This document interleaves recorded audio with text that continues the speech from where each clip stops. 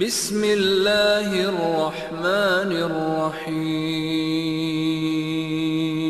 یہ میرا موضوع نہیں ہے اس دفعہ امام زمانہ، گرچہ کربلا کے واقعے کا امام زمانہ سے اتنا گہرا تعلق ہے کہ اعمال عاشورہ میں، زیارت عاشورہ تو آپ ایسے بھی پڑھتے ہوں گے سارا سال، اعمال عاشورہ کے اندر خاص تذکرہ ہے زمانے کے امام کا، اور جو عاشورے کے دن آپ حضرات ایک دوسرے سے ملاقات کرتے ہیں تو اس میں بھی آپ یہی دعا مانگتے ہیں، ایک دوسرے کو کنڈولنس دینے کے بعد یا پرسہ دینے کے بعد یا تعزیت کرنے کے بعد وَجَعَلْنَاكُمْ وَإِيَّاكُمْ مِنَ الطَّالِبِينَ بِصَارِهِ مَا وَلِيِّهِ الْإِمَامِ الْمَهْدِي مِنْ آلِ محمد۔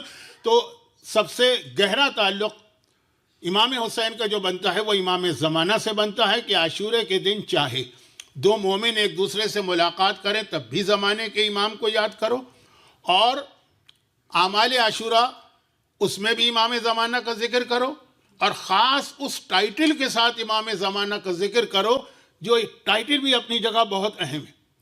امام زمانہ کا وہ ٹائٹل جو بہت کم ہمارے یہاں استعمال ہوتا ہے، امام منصور، یہ بہت ہی اہم ٹائٹل ہے اس اعتبار سے کہ یہ والا ٹائٹل 14 معصومین میں صرف 2 کو ملا ہے۔ ایک زمانے کا امام ہے جو منصور ہے، اور ایک شہزادی کونین ہے جو منصورہ ہے۔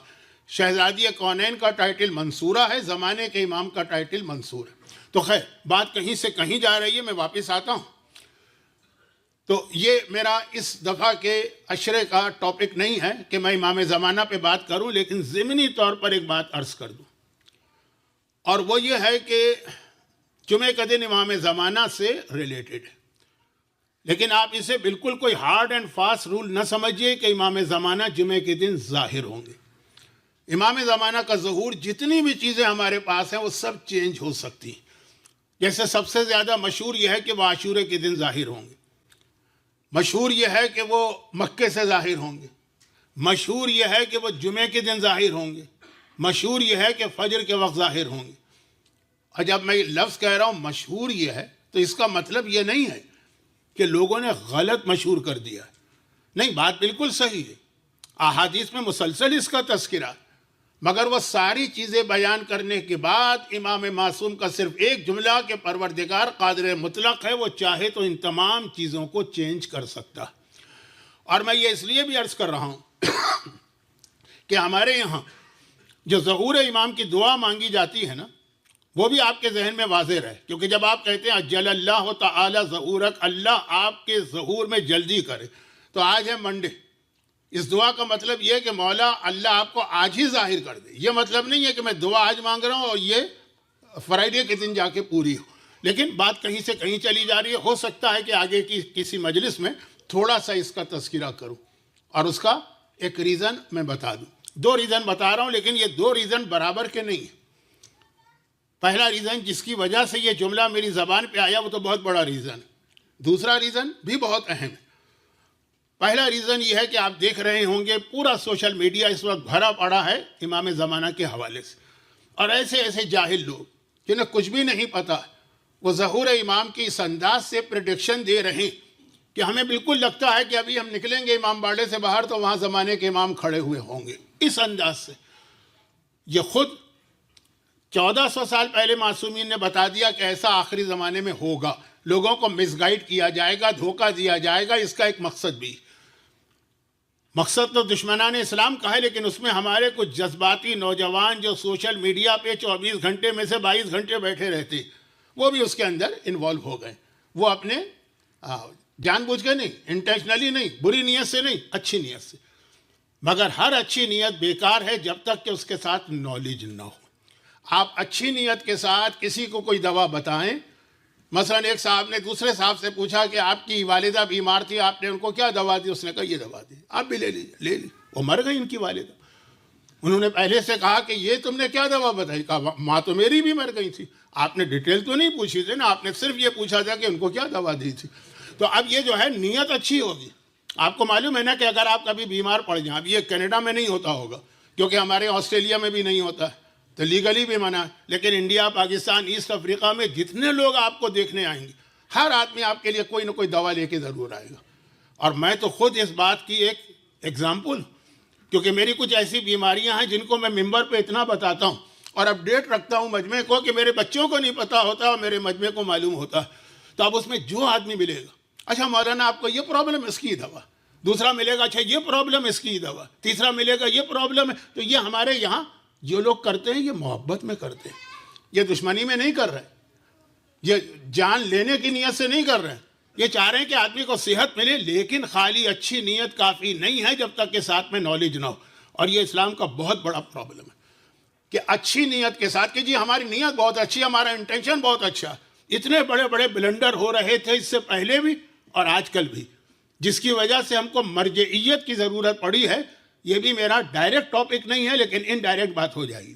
تو خلاصہ یہ ہے کہ ظہور امام کے بارے میں اس وقت سوشل میڈیا، میرا اندازہ یہ ہے کہ جو جنریشن میرے سامنے ہے وہ میری ہی جیسی ایج کی ہے، ینگسٹر تو ہوں گے نہیں.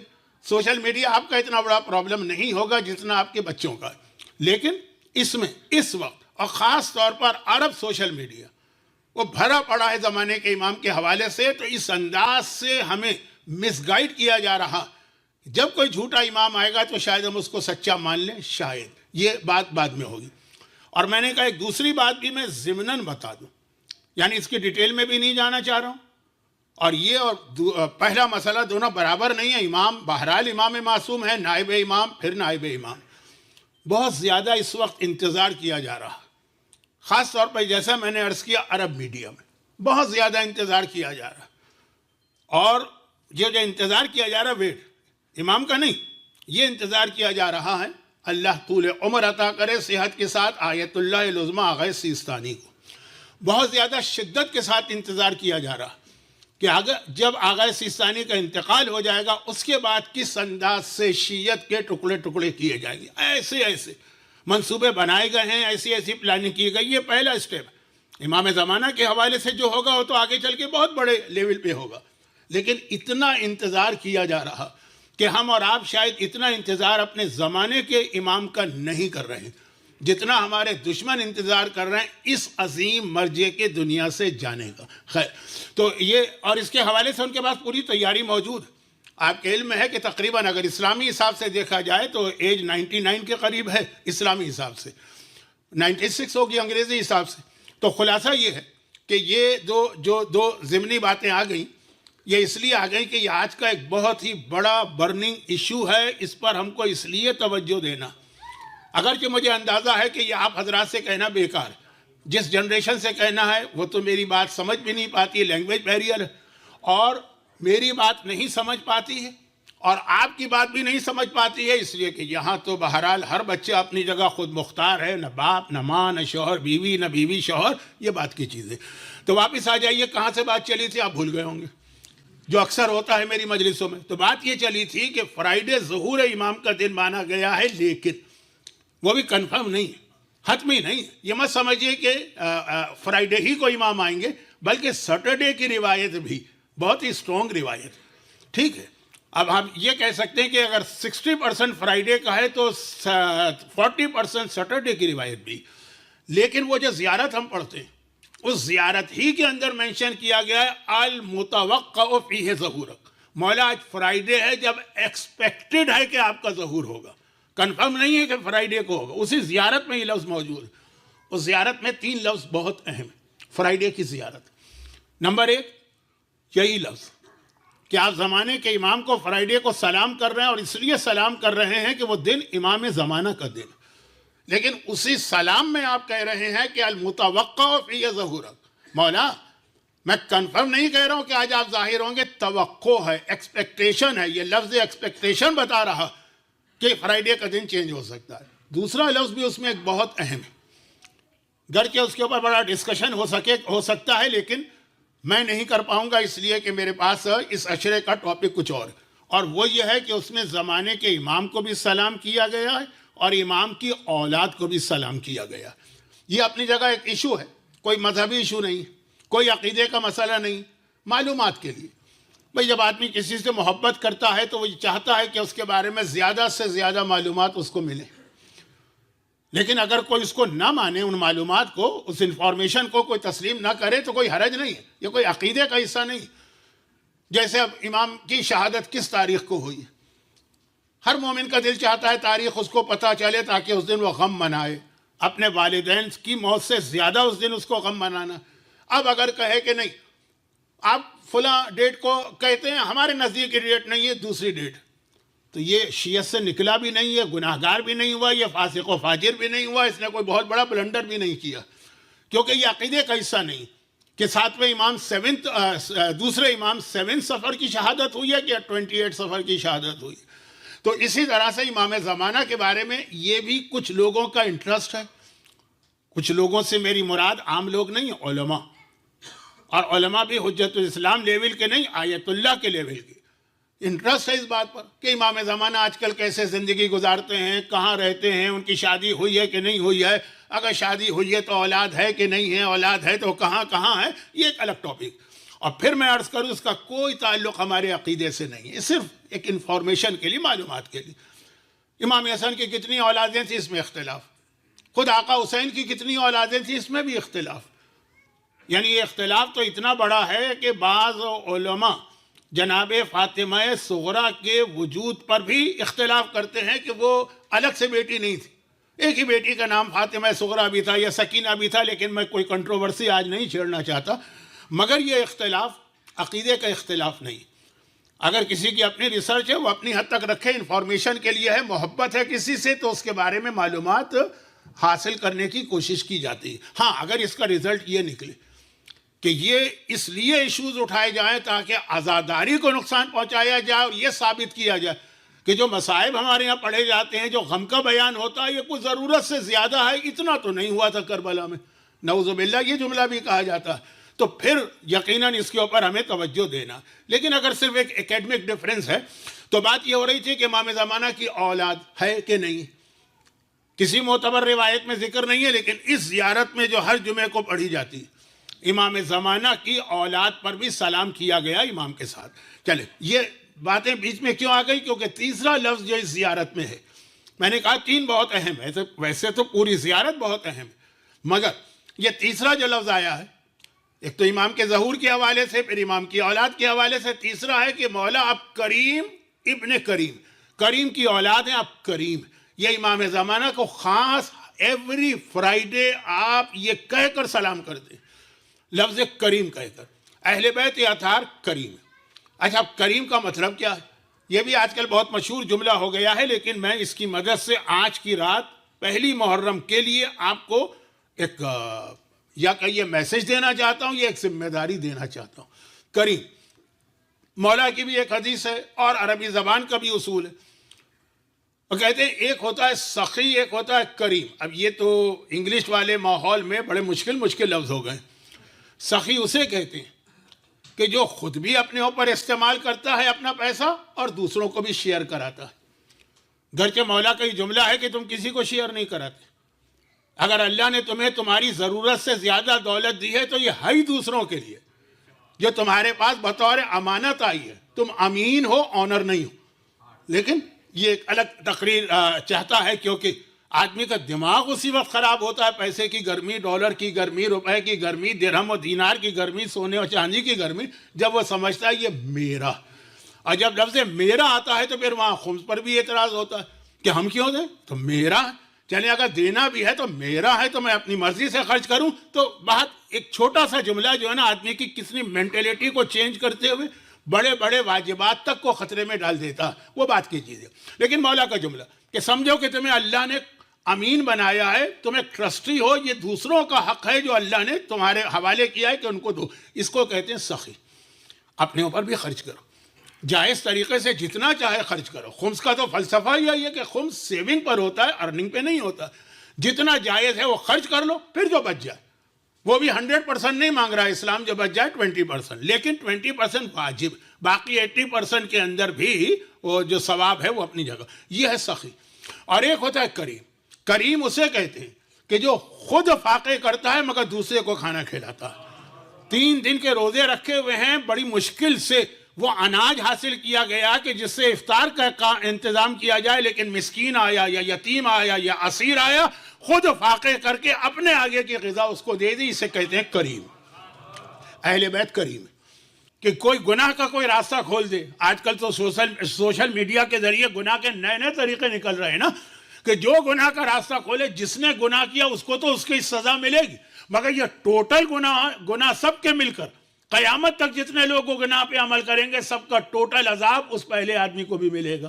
جس پہلی عورت نے حجاب اتارا ہوگا اس وقت سے لے کے آج تک جتنی بھی حجاب عورتیں ہیں ہر ایک کو اپنا الگ الگ انڈیویجول تو عذاب ملے گا ہی، وہ شاید کچھ شب جمعہ میں بتا بھی دوں کہ کیا ملے گا، خواتین کے لیے بھی وارننگ ہے۔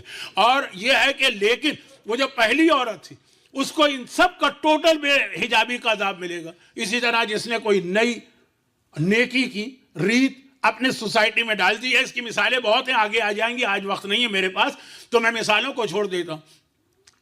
اب یہ سلام قیامت تک جتنے لوگوں نے ایک دوسرے کو سلام کیا ہے سب کا ٹوٹل ثواب ابو ذر غفاری کے نامہ اعمال میں لکھا جا رہا ہے۔ اتنا عظیم صحابی، اور اس نے یہ بتایا کہ نہیں، کوئی خدمت کرنے آ رہا ہے پہلے ہم اس کا حق ادا کریں گے پھر اس سے کوئی خدمت لیں گے۔ اہل بیت تو بہت بلند۔ ایک روایت پڑھی جاتی ہے مصائب میں آپ کو ایک خاص طرف لے کے جا رہا ہوں، ایک ڈائریکشن ہے میرا۔ مصائب میں ایک روایت پڑھی جاتی ہے، مصائب کی روایات کو اس طرح چیک نہیں کیا جاتا جس طرح وضو اور غسل اور نماز اور روزے کے واجبات کی روایتیں۔ ہر روایت کو چیک کرنے کا کرائٹیریا الگ، جو ہمارے ہاں سب کے لیے ایک جیسا کرائٹیریا بنانے کی کچھ لوگ کوشش کرتے ہیں، جس کے نتیجے میں ان کو ہسٹری کے بہت سارے واقعات پر اعتراض ہو جاتا۔ یہ تو میں نے بہت ہی زیادہ یعنی سمجھیے کہ اس کو فلٹر کر کے کہا کہ ہسٹری کے واقعات پہ اعتراض ہو جاتا ہے، کیونکہ کرائٹیریا وہ لاتے ہیں نماز کی حدیثوں کا، کرائٹیریا وہ لاتے ہیں حج کی حدیثوں کا، کرائٹیریا وہ لے کے آتے ہیں۔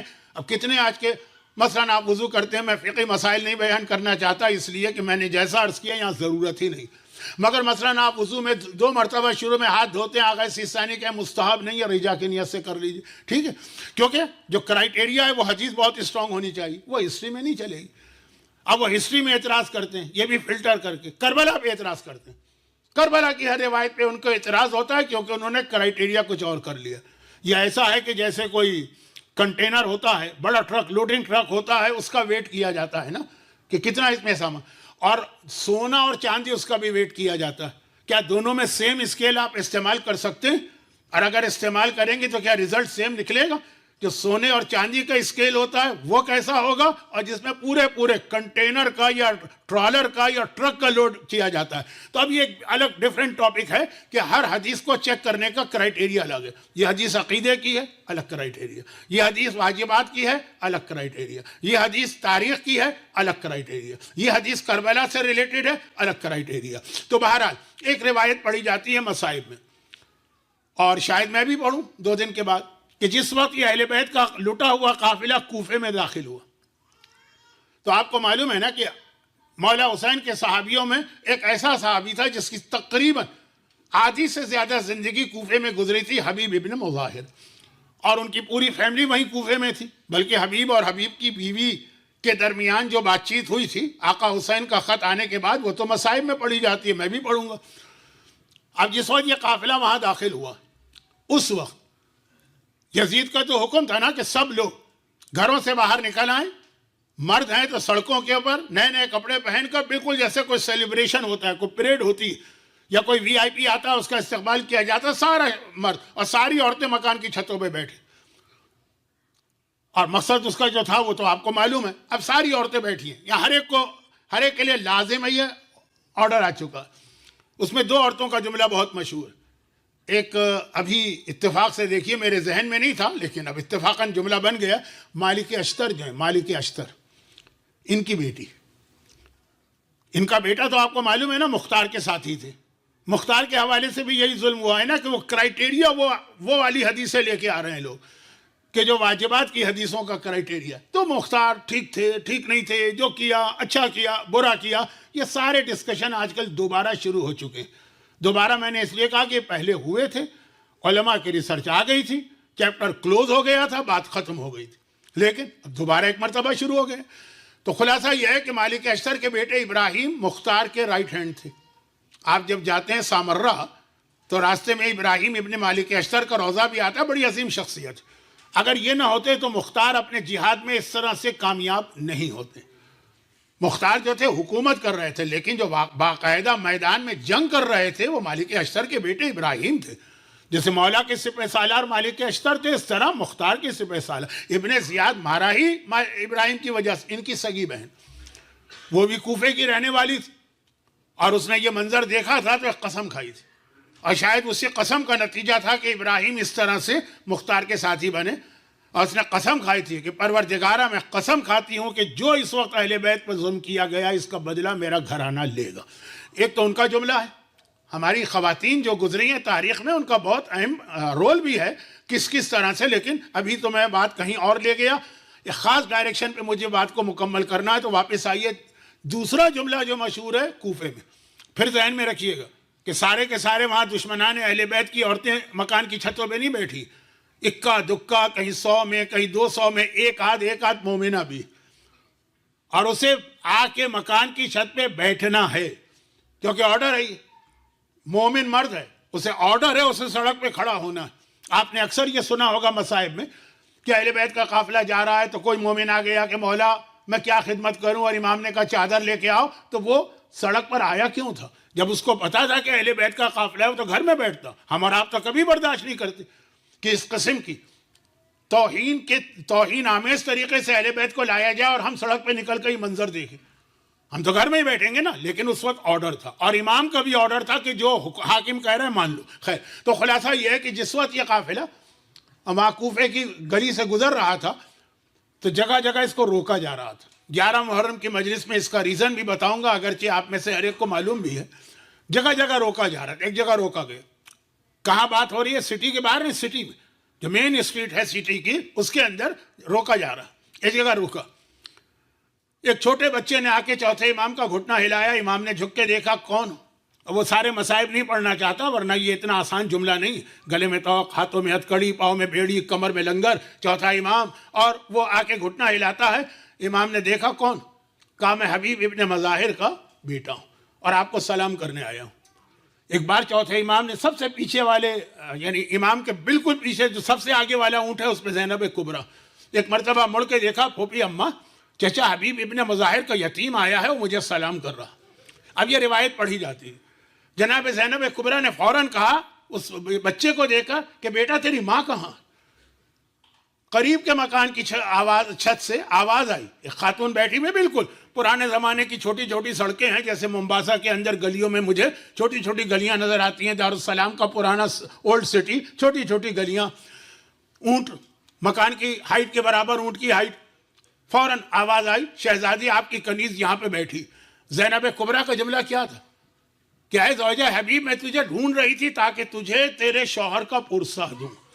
خود زینب کبریٰ کے گھر سے 18 لاشیں اٹھے ہوئے ہیں، مگر پہلا پرسہ دیا۔ یہ کریم ہے کہ پہلے اپنے مرنے والوں کا خیال نہیں کیا، پہلے حبیب ابن مظاہر کا خیال کر کے ان کی بیوہ سے کہا کہ میں تجھے ڈھونڈ رہی تھی کہ تو کوفے میں ہوگی تو میں تجھے تیرے شوہر کا پرسہ دوں۔ تو اہل بیت کا یہ طریقہ کار جو ہے نا، جو ابو ذر غفاری میں ایک ہلکی سی جھلک نظر آئی، لیکن اہل بیت کا یہ طریقہ کار محرم کے حوالے سے بھی۔ اور امام معصوم، ہم اور آپ آج صف اعضاء پہ بیٹھے، آپ نے وہ روایتیں سنی ہوں گی جنہیں ساری روایتوں کو ایک جگہ پہ علامہ مجلسی نے جمع کیا ہے، میں ان کو پڑھنا نہیں چاہتا ہوں کیونکہ بہت مشہور روایتیں کہ اہل بیت یہ تھا، کربلا کا واقعے پہ جو کچھ ماتم کیا وہ تو بعد میں کیا، مگر اہل بیت سے پہلے حضرت آدم کربلا میں روئے کہ نہیں روئے، واقعہ ہے۔ حضرت نوح کی کشتی اسی کربلا میں جب پہنچی تھی، طوفان میں، پانی میں بہتے بہتے، اور ایک دفعہ کشتی ہلنے لگی، لگا کہ ڈوب جائے گی، ماتم کیا حضرت نوح نے۔ حضرت ابراہیم کربلا سے گزرے، ماتم کیا۔ حضرت اسماعیل کربلا سے گزرے، ماتم کیا۔ حضرت موسیٰ کربلا سے گزرے، ماتم کیا۔ حضرت سلیمان کا تخت ہوا میں تیرتا تھا، کربلا پہ گزرا تو ایک مرتبہ ایسا لگا کہ الٹا ہو جائے گا، ماتم کیا۔ حضرت عیسیٰ کربلا سے گزرے، ماتم کیا۔ مولا علی کربلا سے گزرے جنگ صفین میں جاتے وقت، جب وہ شیر فضا کا واقعہ پیش آیا، ماتم کیا۔ تو اب کربلا کا غم تو وہ ہے جو کربلا سے پہلے سے شروع ہو گیا۔ ہم اور آپ اگر آج اس صف اعضاء پہ آ کے بیٹھے ہیں تو اپنے آپ کو اس اعتبار سے خوش قسمت سمجھیے کہ آپ اس صف اعضاء پہ آ کے بیٹھے جس پہ آدم بیٹھے، جس پہ نوح بیٹھے، جس پہ ابراہیم بیٹھے، جس پہ موسیٰ بیٹھے، جس پہ سلیمان بیٹھے، جس پر عیسیٰ بیٹھے، جس پہ رسول خدا بیٹھے، جس پہ شہزادی کونین آ کے بیٹھے، جس پہ مولا علی آ کے بیٹھے ہیں۔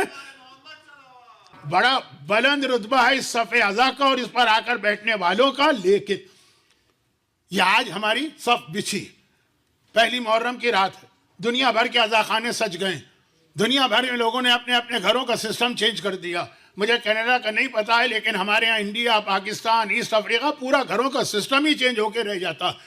پورے 10 دن تو آپ ایسا ماتم کریں گے، پورا دن آپ کام کرتے. خالی آدمی تو کوئی بھی نہیں ہے، خاص طور پر ویسٹ میں رہنے والا. لیکن اس تھکن کے عالم میں آپ بھی آتے ہیں، آپ کے گھر کی خواتین بھی آتی ہیں، آپ کے بچے بھی آتے ہیں، آپ کی بچیاں بھی آتی ہیں. رات گئے جاتے ہیں، صبح سویرے پھر صرف آقا حسین کی محبت میں. لیکن جو کچھ ہم کر رہے ہیں یہ بعد میں.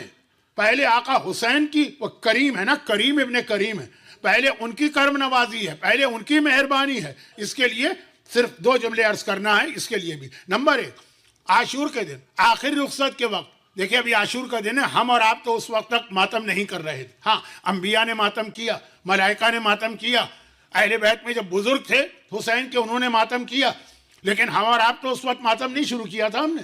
لیکن آقا حسین نے آخری وصیت میں سید سجاد سے کیا کہا تھا؟ جب واپس مدینے جاؤ تو میرے تمام شیعوں کو میرا سلام کہنا. آقا حسین نے سلام پہلے بھجوایا، زیارت عاشورہ ہم لوگ بعد میں پڑھتے ہیں. آقا حسین نے ہمیں پہلے سلام کیا، زیارت وارثہ ہم بعد میں پڑھتے ہیں. زیارت وارثہ سلام ہے نا، زیارت عاشورہ سلام ہے نا، زیارت اربعین جس پہ آ کے ہمارے اعمال مکمل ہوں گے سلام ہے نا. ہمارا سلام بعد میں ہے، ان کا سلام پہلے ہے، کیونکہ کریم اسی کو کہتے ہیں جو پہلے دیتا ہے، اور اس طرح دیتا ہے کہ اپنے گھر والوں کو بھلا کے ہم کو دیتا ہے.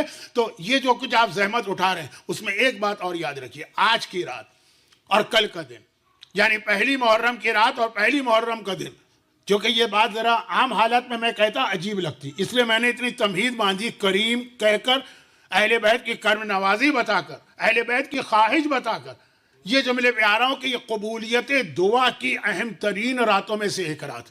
یقیناً ہمارے ہاں شب قدر کی دعا بڑی اہم ہے، یقیناً ہمارے ہاں شب عرفہ اور عرفات کے دن کی دعا بہت اہم، بلکہ ہمارے یہاں شب جمعہ کی دعا بھی بہت اہم ہے. اب تو شب جمعہ میں بھی ماشاءاللہ اتنا مجمع ہونے لگا ہے دنیا بھر کے اندر دعائے کمیل اور اپنی دعاؤں کے حوالے سے. ہمارے یہاں خود کربلا جا کر آقا حسین کے روضے کی دعا اتنی اہم کہ وہ روایت تو آج کل آپ بہت سنتے ہیں، کیونکہ ہر زیارت گروپ میں یہ روایت پڑھی جاتی کہ 10ویں امام نے اپنے صحابی سے کہا کہ کربلا جا رہے ہو تو وہاں میرے جد کی زری کو پکڑ کر میرا سلام پہنچانا اور میرے لیے دعا کرنا. اور صحابی چکرا گیا تھا بعد میں، اس وقت تو سن لیا، بعد میں چکرا گیا کہ 10ویں امام میں اور آقا حسین میں فرق کیا ہے. اولنا محمد، آخرنا محمد، اوسطنا محمد، کلنا محمد، یہ سب کے سب محمد ہے. پھر 10ویں امام میرے ذریعے سے دعا منگوا رہے ہیں، تو پھر آپ کو پوری اس کی فلسفی بتائی جاتی ہے. لیکن وہ ساری دعائیں اپنی جگہ اہم ہیں. پہلی محرم کی رات کو فراموش نہ کیجیے گا. آج کی دنیا میں کون مومن ایسا ہے جو پریشان حال نہیں؟ کوئی ایک مومن ایسا دکھا دیجیے جو پریشان حال نہ ہو. ہر مومن کو اب خالی پریشانی اس کا نام تو نہیں ہے نا کہ آدمی مثلا ویسٹ میں آ گیا تو پتہ چلا کہ یہاں پر اس کا روزگار کا مسئلہ حل ہو گیا، یا کچھ ویسٹ میں ایسی کنٹریز ہیں جو اپنے جتنے سٹیزنز ہیں ان کے ویلفیئر کا بہت زیادہ خیال کرتے ہیں. اسی کا نام تو نہیں ہے نا راحت و آرام. جتنا میں نے ڈپریشن اور ٹینشن یہاں پہ دیکھا ہے اتنا ہمارے یہاں پاکستان انڈیا میں مجھے نظر نہیں آتا. ہر جگہ کی ڈیفرنٹ پرابلم ہے، ڈیفرنٹ، ہر جگہ ہر آدمی پریشان. اور اس کی میں ایک چھوٹی سی ایگزامپل دیتا ہوں. باتیں بہت ساری چھوٹی چھوٹی میں نے جمع کر دی ہیں، شاید کچھ زیادہ ہی میں نے مکسر بنا دیا اس کا، لیکن خیر اب تو اختتام پہ میں آ رہا ہوں مصائب کی طرف. چھوٹی سی مثال، آپ کو پتا ہے کہ میں تو میڈیا کا آدمی نہیں، میں ٹیلی فون تک نہیں رکھتا ہوں، اور موبائل تو میرے لیے ایک مصیبت ہوتی ہے. تو یہ فیس بک کیا ہے اور یوٹیوب کیا ہے اور یہ انسٹاگرام کیا ہے اور ٹک ٹاک کیا ہے اور یہ اسنیپ چیٹ کیا ہے، مجھے نہیں پتا. میں یہ نہیں کہہ رہا ہوں کہ میرے بچوں کو بھی نہیں پتا، ان کو سب پتا ہوگا.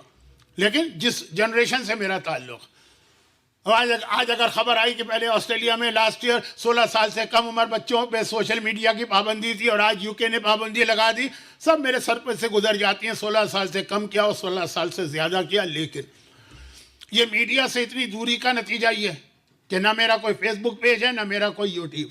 اب آپ کہیں گے ہم آقا حسین کو سننے آئے ہیں، آپ کو تو نہیں سننے آئے. نہیں، میں بتا رہا ہوں آج کی دنیا. چنانچہ کبھی کبھار کوئی مومن، کوئی مومنہ، کوئی میری تقریر، کوئی کلپ خود ہی اپنی مرضی سے یوٹیوب کے اوپر جو ہے وہ اپلوڈ کر دیتے ہیں. ویوز آتے ہیں 4 5 10، بہت ہوا 20 25 50 100، بس یہ بھی بہت ہو گئے.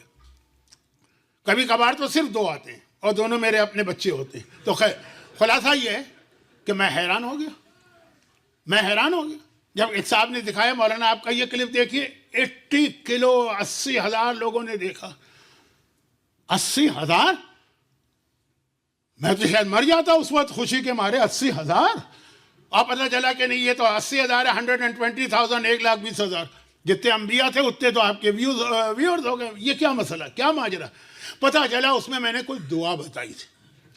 اب مسئلہ کیا ہے کہ باقی جو تقریریں ہوتی ہیں اس میں کیا ہوتا ہے یا ہسٹری ہوتی ہے یا مسائل ہوتے ہیں یا امام زمانہ کے حالات ہوتے ہیں. 15 20 25 50 طریقے ہیں. مجھے معلوم ہے کہ کس طریقے سے اس کو بڑھایا جا سکتا ہے لیکن یہ میرا ٹاپک نہیں. میرا ٹاپک یہ کہ ایک بالکل اننون آدمی میڈیا کی دنیا کا جس کو میڈیا میں کوئی نہیں جانتا ہے اس کے 100-150 ہی ہونا چاہیے ویوز لائکس لیکن اس کو اگر 80,000 دیکھ رہے ہیں تو اس کی وجہ سے نہیں دیکھ رہے. اس میں جو لکھا ہے رزق کی دعا, اس میں جو لکھا ہے صحت کی دعا, اس میں جو لکھا ہے بیٹیوں کی شادی کی دعا.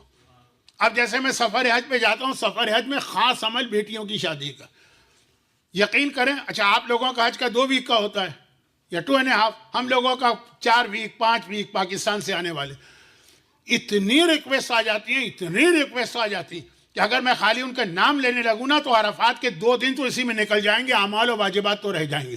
تو خیر کیوں؟ اس لیے کہ بیٹیوں کی شادی صحیح میچ واقعاً ایک مسئلہ, بہت بڑا مسئلہ, بلکہ اتنا بڑا مسئلہ ہے کہ خود امام معصوم کی حدیث, وہ امام معصوم کہ سب سے زیادہ تو ان کا ہی تذکرہ ایام ازا میں ہوگا, چوتھے امام کا آقا حسین کا ذکر 10 دن ہے. باقی جو ایام ازا کے اختتام تک 30 دن ہیں یا 8 ربیع الاول تک وہ چوتھے امام کا ذکر ہے نا. ان کی ایک بہت مشہور حدیث کہ 4 چیزیں ایسی ہیں کہ غیرت مند کے لیے, جس کے پاس غیرت, یہ بہت بڑا بوجھ ہے. اور ان 4 چیزوں میں ایک ہے بنتن ولو کانا مریمہ, اگر بیٹی گھر میں بیٹھی ہو چاہے وہ مریم جیسا اسٹیٹس کیوں نہ رکھتی ہو, لیکن باپ کے لیے ایک بہت بڑی ذمہ داری ہوتی ہے یہ.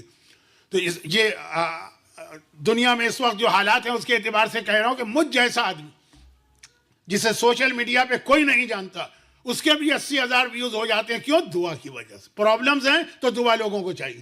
اور اس کے بعد آپ دیکھیں گے جو واقعاً جو فیمس قسم کے علماء ہیں ان کے عام کلپ اور ان کی دعاؤں کے کلپ, تو یہ خود یہ چیز گواہی دے رہی ہے کہ آج کی دنیا پرابلم سے بھری ہوئی. کوئی آدمی ایسا نہیں ہے جو کہہ دے کہ مجھے کوئی پریشانی کوئی مصیبت نہیں. ہاں جو واقعاً اللہ کی رضا پہ راضی رہنے والے نیک بندے ہیں وہ کتنے ہیں, گنے چنے. تو ان کو چھوڑ دیجئے کہ جو راضی ہیں کہ جس حالت میں اللہ رکھ رہا ہے ہم راضی ہیں, لیکن ایسے کتنے ہیں, بہت ہی کم. ہر ایک کو پرابلم. ان پرابلم کو ہم نے ذہن میں نہیں رکھا, امام معصوم نے ذہن میں رکھا. کہا کہ تم آ کے 2 مہینے 8 دن یا 40 دن یا 50 دن ہمارا غم کرو گے, ماتم کرو گے. مگر ہم بھی دیکھ رہے ہیں تم کیوں ماتم کر رہے ہو کہ جو اہل بیت میں مصیبت آئی, مگر ہم دیکھ رہے ہیں تمہارے گھر میں بھی مصیبتیں. گھر سے دونوں کو کوئی کمپیئر ہی نہیں, زمین و آسمان کا فرق ہے دونوں میں. کہاں اہل بیت اور کہاں ہمارے چھوٹے چھوٹے پرابلم. مگر اسی کا نام کریم کہ وہ ہمارے چھوٹے سے چھوٹے پرابلم کو بھی دیکھ رہے ہیں. یہ اللہ کی خاصیت ہے نا کہ اللہ خالی پیسے والوں کو نہیں دیتا, وہ جو سمندر کی تہہ میں ایک پتھر کے اندر چھوٹا سا کیڑا ہے اللہ اس کا رزق بھی اس کو وہاں پہنچاتا ہے. اس کو بھی اللہ دیکھتا ہے کہ یہ بھی کہیں اگنور نہ ہونے پائے. تو اہل بیت ہمارے چھوٹے چھوٹے پرابلم کو دیکھتے ہیں اور کہتے ہیں پہلے لے لو, ہم سے مانگ لو. یقیناً ہمیں پتہ ہے مودت و محبت اہل بیت کی وجہ سے تم ہمارا ماتم کرو گے, ہمیں معلوم, لیکن ہمیں تمہارے پرابلم کا احساس ہے. کوئی بھی مسئلہ, پہلی محرم جہاں سے ایام ازا شروع ہو رہے ہیں, اب ہمیں حسین کا ماتم کرنا ہے, اولاد حسین کا ماتم کرنا ہے, حسین کے لٹے گھرانے کا ماتم کرنا ہے, حسین کی قیدی بیوی بہنوں کا ماتم کرنا ہے, لیکن پہلے حسین نے کہا. یہ آج کی رات, اور آج کی رات سے زیادہ اہم ہے کل کا دن. اگرچہ اس کے لیے امام نے اور بھی ایک طریقہ بتایا, لیکن فی الحال اس وقت جو کینیڈا کے اندر ویدر ہے اس میں وہ میں اس کو زیادہ ہائی لائٹ نہیں کر رہا ہوں. پہلی محرم کا روزہ اور اس کے بعد کی دعا کیا کہنا. لیکن یہ تو اتنا لمبا روزہ ہے کہ رمضان کے واجب روزے بھی ان تاریخوں میں آ جائیں تو آدمی بعض اوقات پریشان ہو جاتا ہے کہ روزہ رکھے کہ نہ رکھے. اور اگر روزہ رکھنا پڑے تو کوئی ایسا مرجع ڈھونڈ لو کہ جو 4 بجے روزہ کھلوا دیا کرے. یہ سب کچھ چل رہا ہے آج کل, ہمیں پتہ ہے. تو خلاصہ یہ کہ اس میں واجب سنت روزے کے لیے تو میں نہیں کہوں گا, لیکن ویدر چینج ہوگا, ونٹر آئے گا. پہلی محرم کے روزے کو فراموش نہ کریں, کیونکہ سفر کربلا میں جو کربلا کا سفر آقا حسین نے کیا, اس میں سب سے زیادہ پورے سفر میں آقا حسین نے سب سے زیادہ کس کو یاد کیا؟ آپ کے ذہن میں جو شخصیتیں آ رہی ہوں گی خاندان کی, وہ نہیں, اس پورے سفر میں آقا حسین ایک پرسنالٹی کو بہت یاد کرتے. بہت کا مطلب یہ نہیں کہ آپ 5 منٹ کے بعد, لیکن اس پورے سفر میں ٹائم ٹو ٹائم امام ان کا ذکر کرتے رہے, اور پھر اس کے ذکر کے حوالے سے ہمیں وہ پیغام باقی معصومین نے دیا. یہ حدیث جو میں پڑھ رہا ہوں کہ ذکر امام کرتے تھے, یہ ہے خود ہمارے چوتھے امام امام زین العابدین علیہ الصلاۃ والسلام کی. چوتھے امام فرماتے ہیں کہ میرے بابا اس سفر میں جو مدینے سے شروع ہوا کربلا پہ مکمل ہوا, سب سے زیادہ حضرت یحییٰ کا ذکر کرتے تھے, جان دا بیپٹسٹ, یحییٰ کا ذکر کرتے تھے, اور بار بار کہتے تھے کہ میرے اور یحییٰ کے حالات کتنے زیادہ سملر ٹائپ کے. کچھ چیزیں میرے امام معصومین نے بتائیں. قرآن کریم نے کہا لم نجعل, یحییٰ وہ ہیں, یہ نام یحییٰ اس سے پہلے کسی کا نہیں رکھا گیا, ہم رکھ رہے ہیں. آقا حسین کے لیے بھی یہی ہے نا کہ حسین نام, حسین عربی کا ایک عام لفظ ہے, لیکن سینکڑوں سال سے عربی بولنے والوں میں سے بھی کسی نے نام نہیں رکھا تھا. اور اس شہزادے کا نام کیا کہہ کے رکھا گیا کہ جبرائیل ابھی میرے پاس آئے ہیں کہ خدا نے نام بھجوایا. اور پھر یہ کہ دونوں کی پریگننسی 6 مہینے کی تھی, اور دونوں بڑی مظلومیت سے شہید ہوئے. یہ چھٹے امام کی حدیث پڑھ رہا ہوں, ٹائم کم ہے تو جلدی. اور پھر دونوں کے قتل میں ایسا آدمی انوالو تھا کہ جس کی ولادت حلال طریقے سے نہیں ہوئی تھی, وہ یحییٰ کے اندر بھی جناب یحییٰ کی شہادت اور آقا حسین کی. اور دونوں کی شہادت کے بعد 40 دن تک صبح و شام کو سورج رویا. اب یہ نہ سمجھیے کہ آج کے لوگ بہت پڑھے لکھے ہیں, 1400 سال پہلے کے تو بے وقوف تھے. راوی نے کہا مولا سورج کیسے روتا؟ امام نے کہا سورج کا رونا یہ ہوتا تھا کہ صبح و شام کو سورج کی جو سرخی تھی بہت بڑھ جاتی تھی, بالکل ایسا لگتا تھا ریڈ کلر کا ہی ہے اس کا رونا.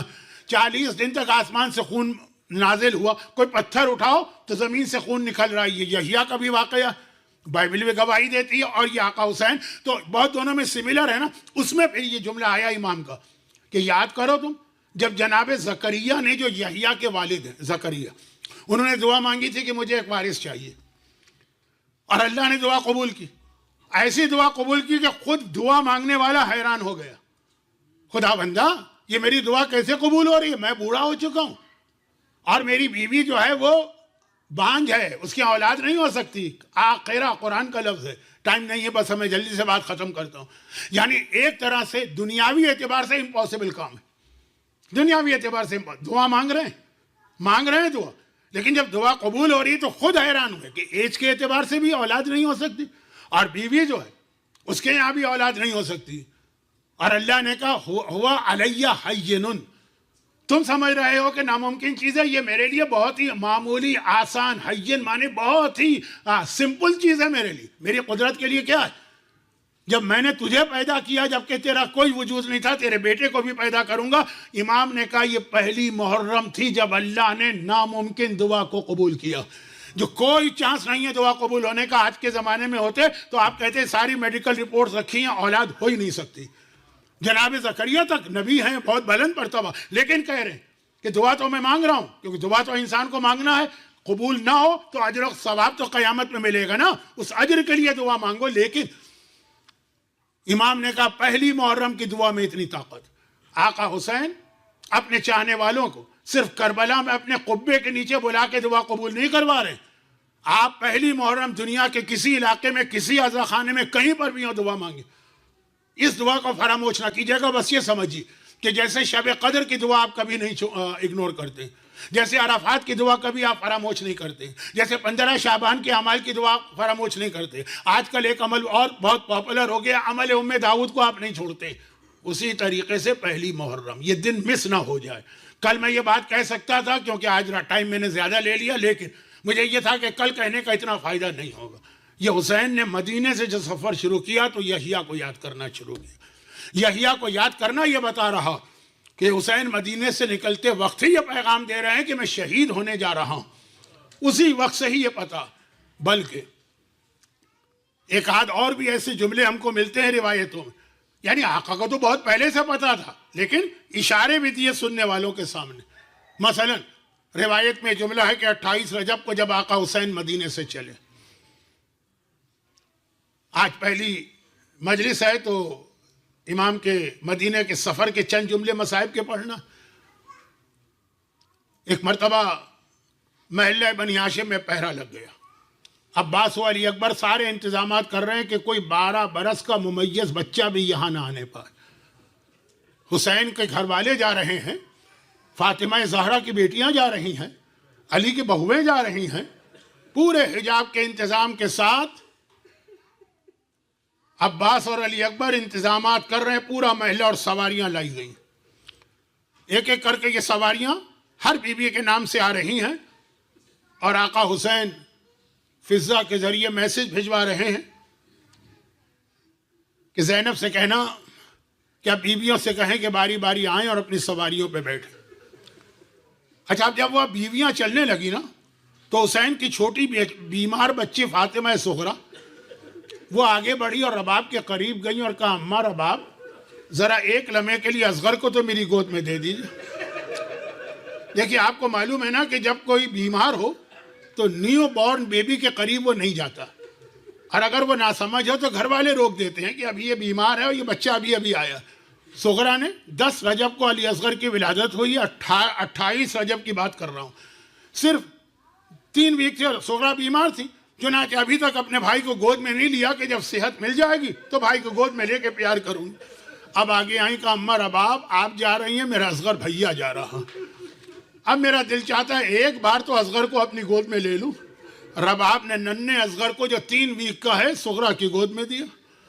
زہرا نے اصغر کو سینے سے لگایا اور کو کچھ نہ کہا, بس ایک جملہ کہا کہ چھوٹی بہن چھوٹے بھائی سے کبھی ایسی محبت میں کہتی ہے, بھیا سب مجھے چھوڑ کے جا رہے, کیا تم بھی مجھے چھوڑ دو گے؟ بھائی اتنا سننا تھا. اصغر اس طرح سے زہرا سے چمٹا کہ اب رباب آگے آئیں, بیٹا اصغر آ جا, تیرے باپ کا حکم آ چکا ہے, ہم کو چلنا. اصغر نے کوئی توجہ نہ دی. ایک مرتبہ ام فروہ آگے بڑھی, جو بہت کم لوگوں کو پتا ہے کہ ام فروہ رباب کی بڑی بہن ہے, یعنی خالہ ہے. اب آگے بڑھی, اصغر نے توجہ نہ دی. ام کلثوم آگے بڑھی, پھوپھی, اصغر نے توجہ نہ دی. ہر بیوی کہہ رہی ہے اصغر بیٹا ہماری گود میں آ جا. فاطمہ کبریٰ بڑی بہن آگے بڑھی, اصغر نے توجہ نہ دی. آخر میں خود ثانیہ زہرا زینب کبریٰ آگے بڑھ رہی, اصغر بھائی بیٹا میری گود میں آ جا. لیکن اصغر ہے کہ زہرا کی گود چھوڑ نہیں رہا. حسین کا پیغام 3 بار آ چکا ہے. آخر خود حسین آ گیا بیت الشرف میں. زینب تمہیں پتا ہے کہ ہمیں مدینے سے جلدی نکلنا ہے, دیر کیوں ہو رہی؟ زینب نے کہا کہ بھیا کیا کریں, اصغر نہیں مان رہا. بھائی اتنا سننا تھا. حسین اصغر کے قریب گئے, ایک مرتبہ ایک جملہ اصغر کے کان کے قریب منہ لے جا کے کہا, اور اصغر گویا اچھل کے باپ کی گود میں آ گیا. حسین نے کہا اصغر بیٹا میں تجھے تیری بہن سے الگ نہ کرتا, لیکن کربلا میں جو جہاد کرنے جا رہا ہوں اس میں مجھے تیری ضرورت ہے. اصغر تیرا خون مجھے چاہیے اپنے جہاد کے لیے, بس اتنا سننا تھا. ننھا اصغر تڑپ کے باپ کی گود میں آیا اور بیویاں سواری پہ بیٹھنے لگیں. ایک مرتبہ ام فروہ اپنی سواری کی جانب چلی, قاسم دوڑ کے آئے, ماں کو سوار کرایا. ام لیلہ باہر آئیں, اکبر دوڑ کے آئے, ماں کو سوار کرایا. ام کلثوم باہر آئیں, ان کی اولاد نہیں ہے تو عباس چھوٹا بھائی اولادوں جیسا بہن کو سوار کرایا. اور آخر میں ایک بار ثانیہ زہرا زینب کبریٰ آ رہی ہیں. ایک طرف سے اکبر آگے بڑھے, ایک طرف سے عباس آگے بڑھے, لیکن حسین نے روک دیا, نہیں تم لوگ رک جاؤ, زینب کو میں خود سوار کراؤں گا. آقا نے زینب کو سوار کرایا. یہ 28 رجب ہے اور وہ 11 محرم آ گئی. یہی بیویاں ہیں, سواریاں آئی ہیں, ملے نہیں ہیں, عماریاں نہیں ہیں, پردے نہیں ہیں, ارے کوئی سوار کرانے والا بھی نہیں ہے.